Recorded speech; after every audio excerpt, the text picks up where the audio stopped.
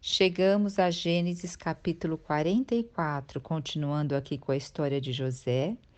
E o que que nós temos antes de Gênesis 44? Nós temos que José se tornou governador do Egito, o segundo depois de Faraó, para administrar os 7 anos de fartura que ia ter na terra e os 7 anos de escassez. E aqui nós vamos ver que está relatando o segundo ano de escassez na terra. E os irmãos de José foram até o Egito para comprar alimento. Então, da primeira vez eles foram, José reconheceu eles, eles não reconheceram José. E José disse que só aceitaria eles retornarem novamente se trouxessem o irmão mais caçula deles, que era Benjamim, e manteve preso o irmão dele, Simeão, que seria o quê? Como fiança para isso. Então eles já tinham voltado a segunda vez para comprar alimentos. Foi a segundo momento que José teve um encontro com eles, soltou Simeão e também banqueteou com eles, e agora eles estavam voltando de volta para cá, sua casa em Canaã. Então, desse momento em diante que vai começar o capítulo 44. Agora, o que que eu quero antes de começar o capítulo 44 ter comunhão com vocês? Vocês veem que José não se apresentou logo no início a seus irmãos. Ele fez o que? Uma estratégia. Dentro dessa estratégia, ele foi o que? Consolidando a reconciliação dentro dele e também foi testando o caráter dos seus irmãos, porque ele conhecia seus irmãos quando ele tinha 17 anos. Aqui, provavelmente, ele está com seus 37 anos. Então, olha, se passou aqui, bem dizer, 20 anos, né? Então, o que que nós temos mais de 20 anos? Porque ele tinha 17, agora tem 37. Então, o que que nós vemos aqui? Ele testando o caráter dos seus irmãos. Será que meus irmãos são aqueles os mesmos que tinham ódio de mim, que me venderam, até pensaram em me matar, que não tiveram dó do meu pai ao ver a minha ausência? Será que eles também têm ciúmes de Benjamim? Será que eles têm apreço pela vida de Benjamim? Será que eles também não podem tirar a vida de Benjamim? Então havia muitas indagações no coração de José. E José aqui estava testando quem eram os irmãos dele, principalmente em relação a Benjamim, e se realmente o seu pai vivia. Então, José estava testando o caráter de seus irmãos e com as intenções voltadas a Benjamim. E o que que nós vamos ver nesse capítulo também? Rubens era Rubens era o primogênito de Jacó, mas nós não vemos nesse capítulo Rubens tomando a frente, o direcionamento. Quem nós vemos tomando o direcionamento? Judá. E também no capítulo 43, nós vemos Judá tomando a frente junto a falar com o seu pai para levar Benjamim. Então, aqui nós já estamos vendo também Judá mais na liderança. E nós vemos um Judá diferente aqui. Um Judá preocupado com o pai, um Judá preocupado com Benjamim, com seu irmão mais novo, mesmo sabendo da predileção do seu pai quanto a Benjamim. Nós vemos um Judá querendo pagar um preço. Agora imagine como Judá passou todos esses anos com uma consciência pesada. E o que, que também a história de Judá nos mostra? Lembra que ele saiu da casa do pai dele, Judá, e foi morar em outro lugar e casou com uma mulher. E ele teve 3 filhos. Os 2 primeiros filhos dele morreram e não tiveram filhos, que era com Tamar. E aí depois ele falou que ia dar o terceiro filho para Tamar, não deu. E Tamar fez um plano, coabitou com Jacó e teve 2 filhos. Inclusive, desculpa, coabitou com Judá e teve 2 filhos. E Judá disse que ela foi mais justa do que ele. Então, Judá, ele sabia o que era perder não só um filho, ele sabia o que era perder 2 filhos. ele tinha dor de perda de pai. Segundo, ele também enganou a mulher e depois foi enganado. Então, ele também passou por todos esses emaranhados familiares e com certeza ele teve um amadurecimento nesse emaranhado. Ele soube o que é ter dor realmente de perda e ele não queria ver mais essa dor na face de seu pai. Então, agora vamos dar uma olhada no capítulo como um todo, com esse pano de fundo. Então José disse que os seus irmãos voltassem para Canaã e pediu ao seu mordomo para colocar o máximo de alimentos que eles pudessem carregar e que devolver o dinheiro em cada saco, colocar o dinheiro de volta, que eram as pratas, né? E aí ele também fez uma seguinte coisa: olha, a minha taça de prata você vai colocar na boca do cereal do mais jovem, do mais moço, que era Benjamim. E assim eles foram embora. Quando eles não estavam não muito longe, José mandou avisar o seu mordomo, seu servo administrador, para ir atrás deles e falar com eles que eles não foram justos para com José, que eles tinham levado a taça do governador, a taça que bebe para fazer adivinhações. No Antigo Egito, eles tinham os governadores, os reis, o faraó, nas taças eles faziam adivinhações, eles jogavam muitas vezes um olhinho ali em cima do vinho, jogavam uma outra coisa, mexia e conforme dava aquela imagem, eles faziam as adivinhações. Então, era uma taça tanto para beber quanto fazer adivinhações. E aí o servo de José foi até eles e falou: olha, vocês pagaram mal aquilo que vocês ofenderam meu senhor, vocês cometeram uma ofensa ao meu senhor. Mas eles replicavam prontamente: por que meu senhor nos fala dessa maneira, longe de nós cometer tamanha ofensa ao nosso senhor? E aí, realmente, eles foram abrindo os sacos do mais velho ao mais novo. Aí, quando chegou no saco de Benjamim, o que estava lá? A taça de José. Quando eles viram isso, que a taça de José estavam ali, eles rasgaram as suas vestes. Rasgar as vestes é como rasgar o coração de desespero, é de não se conter no que está acontecendo, é algo assim que eu tô me rasgando por dentro. E aí nós vemos, né, ele se rasgando. Olha quanto amadurecimento de experiências, de poder se perceber.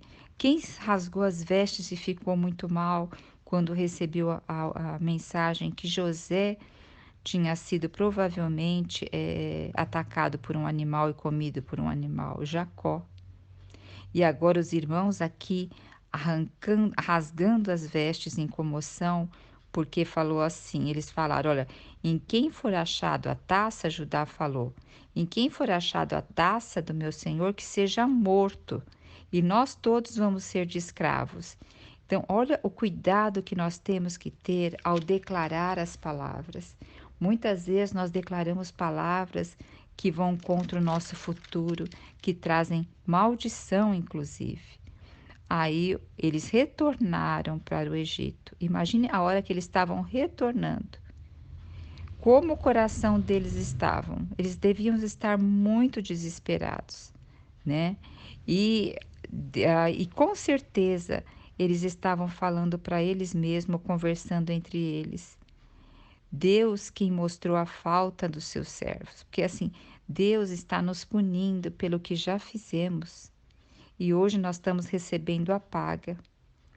E assim eles voltaram lá e foram se encontrar com quem? Com José. E quem tomou a frente para falar com José foi Judá.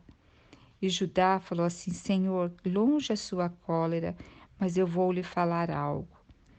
E ele falou: eu tenho um pai idoso, que ama muito esse menino, que é nosso irmão caçula. Ele nasceu da velhice do meu pai, né? Olha agora como eles aceitam Benjamim. Eles enxergam Benjamim diferente. E ele diz: morreu o irmão deste, né? Você vê que ele nunca falou para José, para o governador, que o nome do que morreu era José, e nunca eles confessaram que eles venderam o irmão dele para uns ismaelitas, para uma caravana de ismaelitas que está passando. Por que esse dado é importante? Porque nós vamos ver amanhã, em Gênesis 45, a forma que José se apresenta, tá? Então, então a Judá começou a falar do pai, tudo, que o pai vai morrer de desgosto e ele não vai suportar de ver esse desgosto do pai, porque o pai já tinha tido muito desgosto na perda do primeiro filho. E falou: nós não podemos retornar ao nosso pai sem levar o nosso irmão caçula. Então, teu servo, meu pai, nos orientou, quer dizer, Jacó nos orientou, Judá falando, né? Vós bem sabeis que minha esposa só me deu 2 filhos. Um deixou, e eu penso, foi esquartejado, e não o vi até hoje.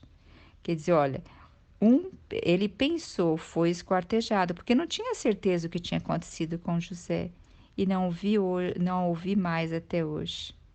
Então, Jacó já trazia essa tristeza também. Imagine Jacó pensando: mandei meu filho para longe para olhar os irmãos deles, que era pastor de ovelhas, para me trazer notícia. E mandei esse menino sozinho para um lugar e provavelmente, né, como foi pego por um animal. Então, José também tinha esse sentimento de amargura dentro de si. E aqui, o que que nós vemos? Agora, o Benjamim, ele está o quê? Passando por essa aflição dele ficar detido ali com José.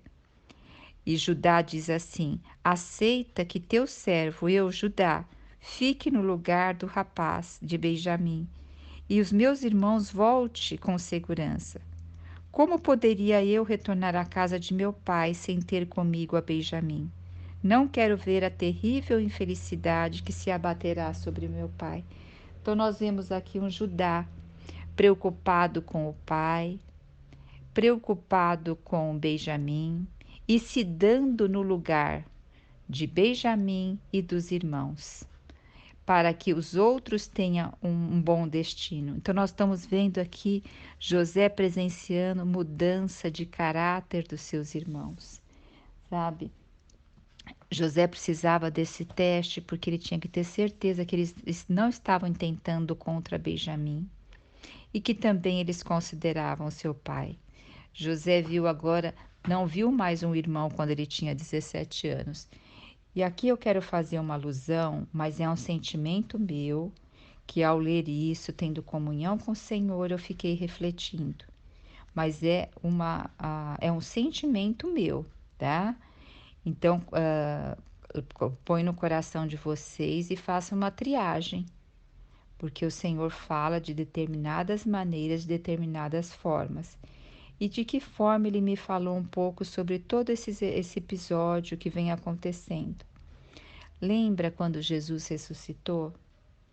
Quando ele apareceu para os discípulos estavam na casa com as portas, janelas fechadas. Imagine como os discípulos estavam. Primeiro, eles perderam o seu guia, o seu pastor. Ali, Israel, Jerusalém, o que? Tinha mandado matar, crucificar Cristo. Então, provavelmente, eles também estavam com medo de serem acusados. Pedro negou o Senhor 3 vezes e negou o Senhor 3 vezes para servos, para pessoas comuns. Não foi para a autoridade que Pedro negou. Nós também temos que todos os discípulos foram embora, ninguém ficou perto de Cristo quando foi crucificado. Só é falado na palavra sobre as mulheres e sobre João, que estava próximo à cruz. Nós também temos que as mulheres foram até o túmulo e não viram Jesus, e o Senhor se anunciou para Maria, dizendo que ele vive. E ela foi falar ao Senhor. E eles foram até o túmulo, mas ainda não teve uma confirmação no coração deles. Eles estavam tristes, com medo, sem direção, desanimados, desapontados, com medo. E o medo fecha toda a nossa capacidade de raciocinar, porque eles poderiam lembrar das palavras que eles tinham ouvido do Senhor, que depois de 3 dias ia ressuscitar, que ia acontecer isso, mas o medo não permite. O medo fecha a nossa capacidade de analisar, que é no nosso cérebro neocórtex. E eles estavam trancados ali, até que Jesus aparece com a porta fechada. E aí o Senhor mostra as marcas nos pés e nas mãos, e mostrando que Ele é Jesus. Então isso me fez uma alusão aqui, porque os irmãos de José estão assustados, envergonhados, sem direção, desanimados, com medo, não sabem o que fazer. E no capítulo 45 nós vamos ver que José se apresenta a eles. Então, o Senhor começou a me dar esse coração, desse sentimento. E o segundo sentimento que o Senhor me deu a respeito dessa passagem é mais complexo ainda esse sentimento. Mas nós temos nos finais dos tempos, quando vai vir novos céus e nova terra, quando vai vir Nova Jerusalém, vai haver o milênio. No milênio, o inimigo vai ser preso. Satanás vai ser preso e vai haver o que? Vai ter um governo sobre os povos. Quem serão esses povos? A palavra fala que são aqueles que vão servir águas aos meus pequeninos. Então são pessoas que vão ter o coração aberto para o Senhor. Esses povos vão ser governados por esses 1000 anos. Essa passagem que eu estou falando, ela é bem complexa. Estou falando uma coisa muito por cima e alguns biblistas creem dessa forma. Mas esse sentimento que eu vou ter agora junto a José, sou eu que estou falando. Então, com bastante discernimento, ouvem isso. E se não fizer sentido, descarta do teu coração, tá? Então, aqui vai haver por 1000 anos os povos vão ser governados. Vão ser governados por aqueles que reinaram em Cristo. Mas depois de 1000 anos, o inimigo vai ser solto. E esses povos vão ser tentados e vários deles vão ter o coração corrompido. Quer dizer, mesmo eles vivendo esses 1000 anos na presença ali do Pai, de Jesus, com outra forma de governo, um governo de misericórdia, quando o inimigo vier, eles vão ter testados e muitos vão voltar o seu coração a não olhar para Deus. Então, é como se fosse um teste para ver se essas pessoas mesmo que vai no seu coração, se elas querem mesmo o Senhor. E aqui, olhando para essa passagem, como a gente vê José testando seus irmãos para com Benjamim, para com Jacó, o seu pai.